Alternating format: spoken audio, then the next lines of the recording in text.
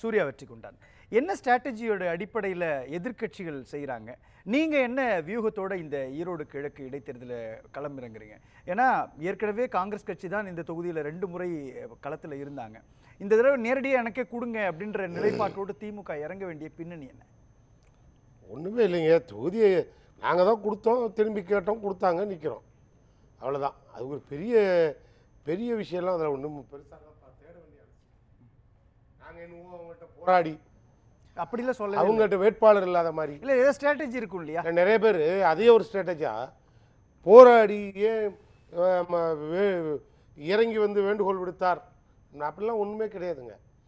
அங்கேயே எல்லாம் அவங்களும் ரெடியாக இருந்தாங்க, நாங்களும் ரெடியாக இருந்தோம். நாங்கள் போன முறை நிறைய கொடுத்தோம், இந்த முறை கேட்டோம், கொடுத்தாங்க. இல்லை, அதில் ஏன் கேட்குறேன்னா இந்த கேள்வி, ஒரு களம் வந்து ஒரு தீவிரமான களமாக இருக்குது. திமுக கூட்டணிக்கு எதிரான ஒரு வலுவான கூட்டணி எதிரில் இருக்கிறாங்க, அவங்க போட்டி போடுறாங்கன்னா நானே நேரடியாக களத்துக்கு இறங்குறேன் அப்படின்ற நிலைப்பாட்டோட திமுக எடுத்தா சரி. ஆனால் எதிரியாளிகள் இல்லவே இல்லாத ஒரு களத்தை வாங்கி நான் நிற்கிறேன்ற நிலைப்பாட்டோட திமுக இறங்குதுன்னா சில சமரசங்கள் கூட்டணி கட்சிகளுக்குள்ள உருவாக்குற முயற்சியா 2026 தேர்தலுக்கான கூட்டணிக்கான ஒரு முன்னோட்டமாக இதை பார்க்குறாங்களா? நாங்கள் அப்படியெல்லாம் பார்த்துருந்தா நாங்கள் இது அவங்களுக்கே கொடுத்து நீங்கள் நில்லுங்க பின்னால் ஃபாலோ பண்ணுறேன்னு சொல்லியிருக்கலாமே. எங்களுக்குள்ள நல்ல புரிதலோட ஒரு நல்ல அண்டர்ஸ்டாண்டிங்கில் கேட்ட உடனே போன முறை வந்து அவரையே போடுங்க அப்படின்னு சொன்னார், போட்டாங்க. இந்த முறை வேண்டாம், நீங்கள் வேண்டாம் இருங்க, இந்தாட்டி நாங்கள் நிற்கிறோம், அடுத்த முறை பார்த்துக்கலாம். நாங்கள் பரவாயில்ல, அது அவங்க தலைவர் பெருந்தன்மையாக சொன்னார், 1 கொடுத்தால் 10 கொடுப்பார்கள்னு. அதனால் மகிழ்ச்சி. அவர் 1 கொடுத்துட்டு 10 வாங்கலான்னு கூட இருக்கலாம், அது மகிழ்ச்சியான செய்தி தானே அவங்களுக்கு. எங்களுக்கு என்ன ஒன்று கேட்டாங்க, கொடுத்தோம், தேர்தல் காலத்தில் நிற்கிறோம். இப்போ இங்கே யார் எதிர்கொண்டு நிற்கிறதுங்கிறது தான் பிரச்சனை.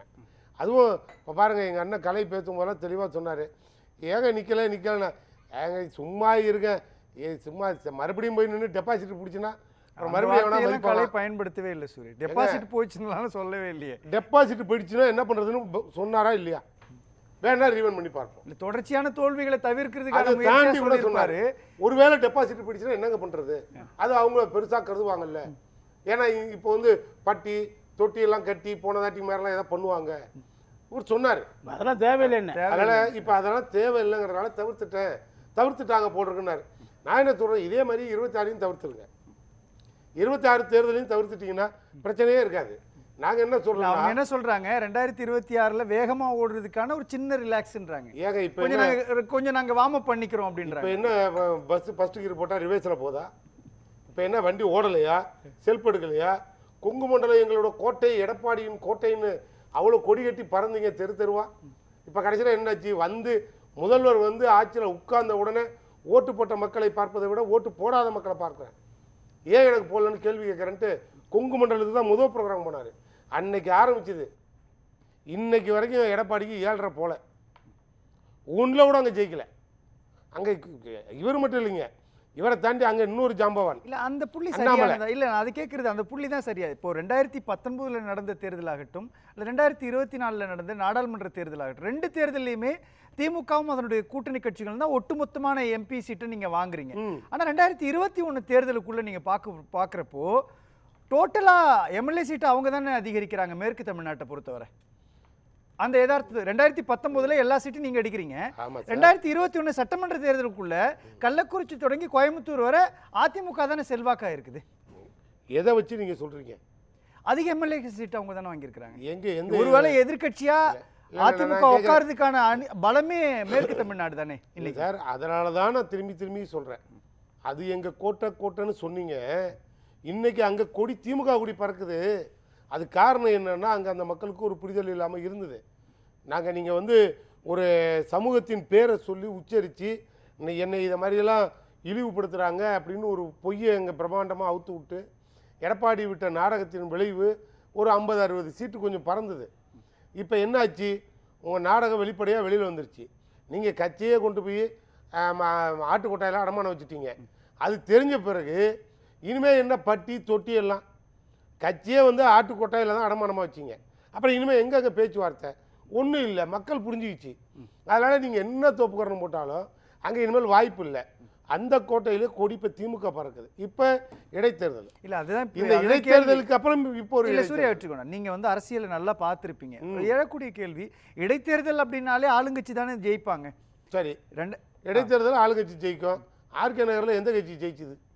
இப்படி தான் நம்பி இல்ல அதனுடைய சினாரியோ வேற இல்ல. ஒரே நிமிஷம். அவங்க அதிமுக சொல்லக்கூடிய ரீசன் என்ன, 2011ல தேமுதிகவும் அதிமுக ஒரு கூட்டணியில் இருக்கிறப்போ சட்டமன்றத்தில் ஒரு பெரிய விவாதம் வருது, வெளியில வராங்க தேமுதிக. அப்போ சொல்றப்போ நீங்க என்ன சொல்றாங்க, பால் விலை உயர்த்தப்பட்ட பிறகு, வரிகள் உயர்த்தப்பட்ட பிறகு, சொத்து வரி உயர்த்தப்பட்ட பிறகு, மின்கட்டணம் உயர்த்தப்பட்ட பிறகு புதுக்கோட்டை இடைத்தேர்தலில் நான் நிற்கிறேன், உங்களால் நிற்க முடியுமான்னு சவால் விடுறாங்க.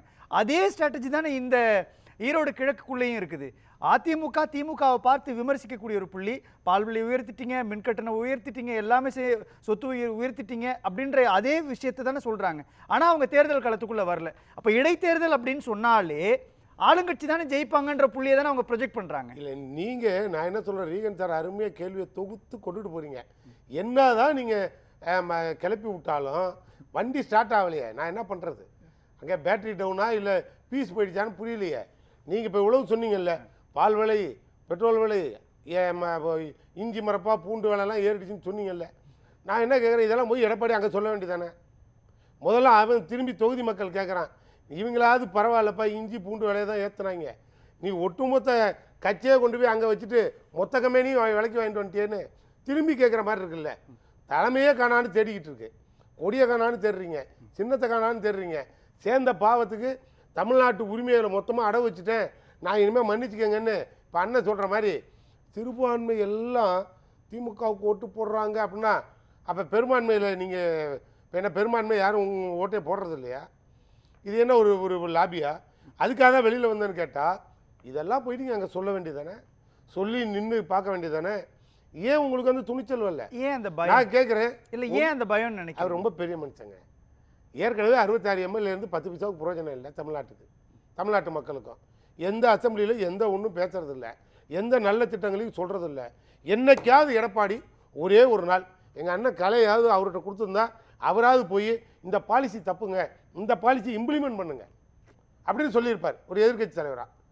ஆனால் நான் கேட்குறேன், என்னைக்கு எடப்பாடி வந்து இந்த மாதிரி ஒரு புது ஸ்கீம் இருக்குது, இதை தமிழ்நாட்டில் இம்ப்ளிமெண்ட் பண்ணால் நாட்டு மக்களுக்கு நல்லது அப்படின்னு என்னைக்கா முதல்வர்கிட்ட ஒரு பேப்பர் கொடுத்துருக்காரு மட்டும் இப்போ நீங்கள் ப்ரூவ் பண்ணிட்டீங்கன்னா இவர் எதிர்க்கட்சி தலைவருக்கு ஃபிட் ஆர் அன்ஃபிட்னு முடிவு பண்ணிப்போம்.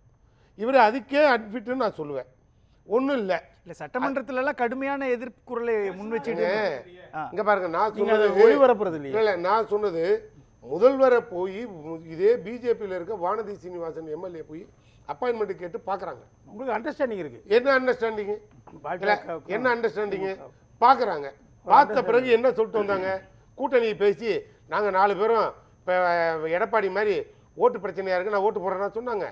தொகுதிக்கு நலத்திட்டங்களை கேட்டாங்க, பப்ளிக்கில் வெளியில் டிக்ளேர் பண்ணல. அதுதான் விவாதங்கள்லேயே கேட்குறாங்களே, நேரடியாக கேட்குறாங்க. செல்லூர்ராஜ் கேட்குறேன். இல்லை சூர்யா, நீங்கள் திமுக அதிமுகவினுடைய வரலாறு ரொம்ப நன்கு தெரிந்தவங்க, பார்த்து கொண்டார்கள், சிரித்து கொண்டார்கள் அப்படின்றதுக்காக ஒருத்தவங்களுடைய பதவியே பிடிங்கி வெளியில் அனுப்பக்கூடிய வரலாறுலாம் இங்கே இருந்தது. திமுக அதிமுகவினுடைய நேர் அக்ரெசிவான பாலிடிக்ஸ் அப்படின்றது நம்ம பார்த்துக்கிட்டு இருந்தோம். ஆனால் அந்த அக்ரெசிவ் டோனை இன்னைக்கு இபிஎஸ் எடுத்திருக்கிறாரா? ஏன்னா சட்டமன்றத்துக்குள்ள கடுமையா விமர்சிக்கிறாரு, அவரை போய் இன்னும் ஆளுமை இல்லாத தலைவர் அப்படி பார்க்காதீங்க சார். இங்கே இபிஎஸ்சியா அந்த கட்சியிலேருந்து எடுத்துருவாங்க போல இருக்கு, அதான் அவருக்கு பயமே. நீங்கள் என்ன அக்ரெசிவாக பார்க்குறாரா, எடுக்கிறாரு? இபிஎஸ்சி இருப்பாராங்கிறதே கேள்விக்குறி. அங்கே பிஜேபி மேலே உட்காந்து வேலுமணியை ஒரு பக்கம் கிளப்பி விட்டுக்கிட்டு ஓட்ட தானே 45 எம்எல்ஏ இருக்குது, பொட்டியை கட்டு இல்லை ஒட்டு மொத்தமாக இடி சிபிஐ ஐடி மொத்தமாக இங்கே கோயம்புத்தூரில் டேரா போட்டுருவேன்னு மிரட்டி அது ஒரு பக்கம் கம்பெனி ஓடிக்கிட்டு இருக்கு. இப்போ அண்ணாமலையே இனிமேல் நீ கூட்டணி இல்லைங்கிற பேச்செல்லாம் இங்கே பேசக்கூடாது, இல்லைன்னா ஓம் பதவி போயிடணுன்னா அவர் உடனே எதை பற்றியும் பேசுகிறீங்க, பதவியாவது இருக்கட்டும், எடப்பாடியை பற்றி எனக்கு ஒன்றும் பிரச்சனை இல்லைங்க, தாராளமாக திராவிட கட்சியோட பயணம் பண்ணுவோம். அவர் ஏன் இந்த 2 பேரும் எலியும் பூனையும் மாதிரி அப்படியே அடிச்சுக்கிட்டீங்க? இப்போ ஏன் 2 பேரும் அப்படியே ஒன்றா ஒட்டிக்கிறீங்க? கவர்னரே இல்லையே, கவர்னர் இருந்தால் தானே கையை தூக்கி பிடிச்சி சேர்த்து விட, ஓபிஎஸ்சி இபிஎஸ்சியும். இப்போ கவர்னரும் இல்லை, ஏன் பேர் 2 பேரும் இப்போ ஒன்றா சேர்றீங்க? இது நாங்கள் எப்படி கோடிட்டு காட்டுவோம்? அப்படி பார்த்தா எடப்பாடி நிலைமை அங்கே சீரியஸாக ஓடுது. அதனால் இப்போ அங்கேயே தலை தெரியாமல் சுற்றுது. அதனால் இப்போ அங்கே அந்த கட்சி வந்து ஒரு ஸ்டேபிள் கண்டிஷனில் இல்லை. அது வந்து இப்போ எனக்கு தெரிஞ்சு இப்போ அது வந்து கோமா ஸ்டேஜில் நிற்கிது. இப்போ 2026 அதிமுக பாஜகவும் ஒன்றாக வருவார்கள்னு துணை முதலமைச்சர் உதயநிதி சொல்கிறாரு. நாங்கள் என்னைக்கு இப்போ அவர் தெளிவாக தானே சொல்கிறாரு ஒன்றாக வருவார்கள்னு.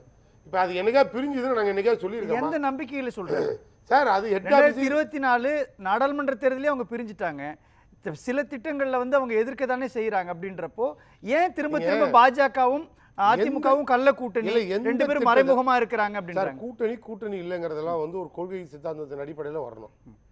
அது வந்து கொள்கை பிஜேபிக்கு பாசிசத்துக்கும் எங்களுக்கும் தான் பகை. நான் எங்களுது திராவிட மாடல், அவங்களது ஆரிய மாடல். ஆரிய மாடல் திராவிட மாடல். அதிமுக ஆரிய மாடலா? அதுல என்ன சார் சந்தேகம்? அதுல என்ன சந்தேகம்? அதுல ஏதாவது மாற்று கருத்து இருக்கா? இருமொழி கொள்கையில இருந்து எல்லாமே ரெண்டு பேரும் ஒரே நிலைப்பாடு தானே. நீங்க ஒண்ணு புரிஞ்சுக்கணும், அவங்களுக்கு அந்த லாபி திராவிட மாடல் லாபி ஒத்து வராது. இல்ல, அண்ணா பேர் வச்சிட்டு இருக்கக்கூடிய ஒரு அந்த கட்சி பேர் ஆரிய மாடல்.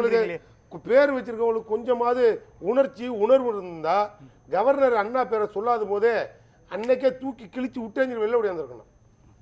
என்ன பண்ணாரு கவர்னர்? ஏதாவது பாத்திர போறாருன்னு கீழே குனிஞ்சு படுத்துக்கிட்டாரு. அப்ப இவங்களுக்கெல்லாம் அந்த உணர்வு இருக்கா?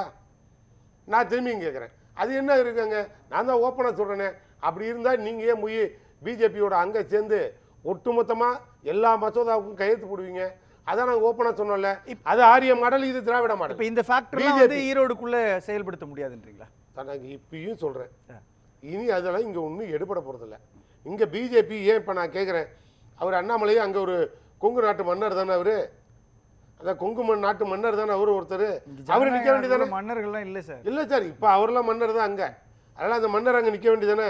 எங்களை மன்னர்னு சொல்கிற தகுதி அவங்க உணர்வுபூர்வமாக சொல்லும் போது நான் சொல்கிறேன், அதை சொல்லி தானே அங்கே விளையாண்டு. அதுதான் அதிமுக சொல்லுது, பணபலம் இருக்கும், அமைச்சர்கள் இருப்பாங்க, அதிகாரம் வந்து அங்கே ஆதிக்கம் செலுத்தும், இதுக்குள்ள நாங்கள் வந்து ஏன் நிற்கணும், இதெல்லாம் ஒழுங்கா நடக்குங்க நான் வரேன்றாங்க. இப்போ நாங்கள் மட்டும் என்ன நினைக்கிறீங்க?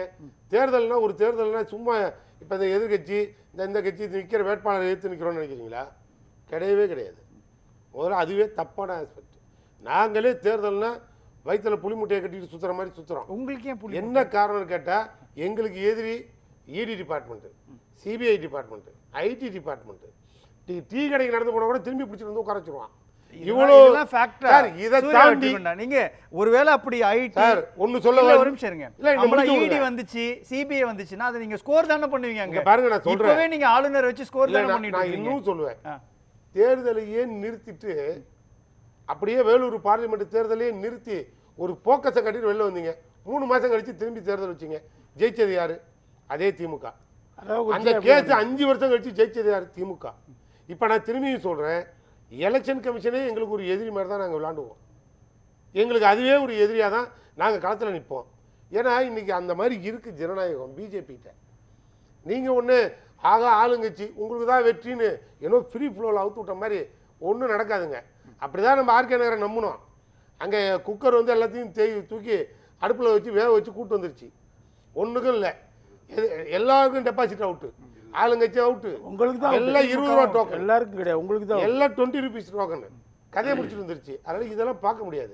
நாங்கள் தேர்தலில் எங்கள் தலைவர் புதுமை பெண் திட்டத்தில் கூட அசம்பிளியில் கடைசியாக ஒரு சொட்டு கண்ணீர் விட்டார். ஒவ்வொரு திட்டத்தையும் அவர் ரசித்து அதுக்கு உண்டான அனுபவ ரீதியாக பேசினார். இது மக்கள் மத்தியில் போய் நாங்கள் சொல்கிறோம். கலை செல்வாக்கு மிக்க தலைவராக இருக்கிறாரு, செல்வாக்கு மிக்க கூட்டணியாக திமுக இருக்குது. அவங்களே சொல்லிக்கிறாங்க அந்த தோல்வி பயம்தான் அப்படி அவங்களே சொல்லிக்கிறாங்க. இன்னொருத்தர் சொல்லணும், வேற யாரும் சொல்ல மாட்டேங்கிறாங்க. நீங்கள் தான் சொல்லியிருக்காங்க. இப்போ இவர் அங்கே வந்து கலைஞர் வந்து இருந்தப்போ பாய்காட் பண்ணியிருக்காங்க, தேர்தலை புறக்கணிச்சிருக்காங்க, இடைத்தேர்தலை. ஜெயலலிதா அம்மா புறக்கணிச்சிருக்காங்க. நீங்கள் நின்று ஆர்கே நகரில் 14 கட்சி கூட்டணி திமுக நின்றுச்சு. 14,000 ஓட்டு வாங்கலைங்க. ஒரு கட்சிக்கு 1000 ஓட்டாவது வாங்கியிருக்க வேணாமா? டெபாசிட் போயிடுச்சு. ஆனால் அதனால் நீங்கள் இந்த இடைத்தேர்தல்களில் வந்து மோசம் போக வேண்டிய அவசியம் கிடையாது. இடைத்தேர்தல் எப்போ ஒழுங்காக நடக்கும்? இப்போ மற்ற மாநிலங்கள்லாம் இடைத்தேர்தல் ஒழுங்காக தான் நடக்குது. இந்த அளவுக்கு கம்ப்ளைண்ட்ஸ் அங்கே கிடையாது. அவர் என்ன சொல்றாரு, நடத்துறது திமுக உண்மையிலே இல்ல, அவர் என்ன சொல்றாரு, எங்களுக்கு தான் ப்ராப்ளம், நாங்க வந்து கண்டஸ்ட் பண்றோம் அப்படின்னா இடி உள்ள வருவாங்க, சிபிஐ விசாரணை நடத்துவாங்க, எலெக்ஷன் கமிஷனே எங்களுக்கு எதிராக செயல்படும், இவ்வளோ எதிரி நாங்க சமாளிச்சிட்டு களத்தில் இருக்கோம், நீங்க வர மாட்டேன்றீங்க. இடி ஐடி எல்லாம் திமுக அதிமுக காரங்க மேலே தான் பாஞ்சிட்டு இருக்குது. இப்போ முதல் தடவையா துரைமுருகன் மேலே பாஞ்சிருக்குது. ஏன்னா அதுவும் கூட பழைய வழக்கு தான், புது வழக்கு ஒன்றும் கிடையாது. ஏற்கனவே இருந்த வழக்கு தான். அதுக்கடுத்து மணல் குவாரிகளில் அரசுக்கு ஏற்பட்ட பெரிய நட்டம், அதுக்கு அது அவர் பொறுப்பு அமைச்சராக இருக்கிறனால அதையும் சேர்த்து அவங்க இப்போ தான் போயிருக்கிறாங்க. அவர் ஏதோ டெல்லிக்கு போயிட்டு வந்தார். யாரை பார்த்தாரு, எங்கே போனார், எப்படி போனார், இறங்குனாரா, ஏறினாரா, ஒன்றுமே தெரிய மாட்டேங்குது. முகமூடி போட்டுக்கிட்டு என்ன அவர் ஒரு தீவிரவாதி மாதிரி போயிட்டு வந்துட்டார். சரி, இப்போ அது ஏன் போனார் உதயநிதி யாருக்குமே ஸ்டாலின் தெரியல. சொல்றாரு இல்லைங்களா, கலை உதயநிதி சொல்றாரு 2026ல அதிமுக பாஜக கூட்டணி ஒரு 2 பேரும் கூட்டணி அமைச்சு வருவாங்க அப்படின்றாரு. இப்போ அதனுடைய முன்னோட்டமா தான் 2 பேரும் புறக்கணிக்கிறாங்களா? புறக்கணிக்கிறது 2 பேரும் சேர்ந்தா புறக்கணிச்சாங்க. முதல்ல அதிமுக புறக்கணிச்சிச்சு, என்டிஏ பின்னாடியே புறக்கணிச்சாங்க. இது வந்து கூட்டணியா வருவாங்கன்னு இவர் ஏன் சொல்றாரு? பிரான்ச் ஆபீஸ் டிக்ளேர் பண்ணுது, கூட்டணியா வருவாங்க. அதுக்கப்புறம் ஹெட் ஆபீஸ்ல இருந்து ரிசல்ட் வரும். அதுதான் அதுக்கு தான் பதில் சொல்ல வரேன். நீங்க கூட்டணி 2026க்கு பின்னாடி எனக்கு தெரிஞ்சு ஒன்று மட்டும் உறுதியா தெரியுது, பாஜகவும் திமுக ஒன்று சேருவாங்க. 2026 வரைக்கும் சேர மாட்டாங்க. புள்ளியா இருக்கு, உறுதியா இருக்கு, உறுதியா சொல்றேன். 2026 ஆரிய திராவிட மாடல் போர் தான். திமுக பிஜேபிங்கிறது ஒரு ஆரிய மாடல். யாருங்க ஆரிய? சாட்சியே ஆளுநர். இது திராவிட மாடல் எங்க இருக்குது? இதெல்லாம் எங்கங்க நடக்கிற கதை? இப்படி ஒரு பிஜேபியோட எங்க பிஜேபியோட அதிமுக அடிமையா இருக்குன்னு சொல்றாரு சார். பிஜேபியோட கூட்டணியில இருந்தப்ப அதிமுக பல விஷயங்களுக்காக போராட்டம் நடத்தி இருக்குது. நீங்க யூபி ஆட்சியில் இருந்தப்ப நீங்க காங்கிரஸுக்கு எதிராக ஒரு போராட்டம் நடத்துனீங்களா? ஒன்று தான், 3 மணி நேரம் உண்ணாவிரதம். ஈழத்தமிழர்கள் கொலைக்கு சாதகமா இருந்தது அந்த அரசு. நாங்க ஏகே துப்பாக்கி கொடுத்தோம், 3 மணி நேரம் உண்ணாவிரதம். என்ன நடந்துச்சு? வேற எதையாவது ஒண்ணு நீங்க ஆர்ப்பாட்டம் நடத்திருக்கீங்களா? ஆனா அதிமுக நீங்க காவிரி ஒரே விஷயங்க, காவிரி நடுவர் மன்றம் இறுதி தீர்ப்பு வந்த உடனே அது யூபி ஆட்சியில் வந்துச்சு 2007. ஆனால் அதை அமுல்படுத்தினா கெசட்டில் போட்டால் அது அமுலுக்கு வந்துடும். கெசட்டில் போட்டால் கர்நாடகாவில் தன்னுடைய செல்வாக்கு குறைஞ்சி போயிடுன்னு சொல்லி காங்கிரஸ் கட்சி, தமிழ்நாட்டில் இல்லாத காங்கிரஸ் கட்சி என்ன பண்ணிச்சு? பேசலாம். அதை இருங்க, கெசட் ஏற்றல. எப்போ கெசட் ஏற்றுறாங்க? ஒருத்தர் காவேரியில போய் நான் முடிச்சிடுறேங்க, இதை முடிச்சிடுறேங்க. கெசட்ல எப்போ போட்டாங்க? 2013 போட்டாங்க. ஜெயலலிதா அம்மா உச்ச நீதிமன்றத்தில் வழக்கு தொடுத்து உச்ச நீதிமன்றம் நீங்க அரசியலில் வெளியிடுறீங்களா இல்ல நான் வெளியிடட்டுமான்னு கேட்டாங்க. அதே சமயத்தில் காவிரி மேலாண்மை ஆணையத்தை அமைப்பதற்கு பாஜக கர்நாடகா தேர்தல் ஈரோடுக்குள்ள இப்போ இந்த 2021க்கு பிறகு திமுக மேல விமர்சிக்கிறதுக்கு 1000 காரணம் இருக்குல்ல, அதை எல்லாத்தையும் மக்கள்கிட்ட கொண்டு போய் ஓட்டா மாத்திருக்கலாமே, அந்த புள்ளியை ஏன் கைவிட்டீங்க? இப்போ இல்ல அது தேர்தலில் தான் கொண்டு போன அவசியம் இல்லைங்க. பேசலாம், அது நான் ஏற்கனவே பதில் சொல்லிட்டேன். பேசலாம்.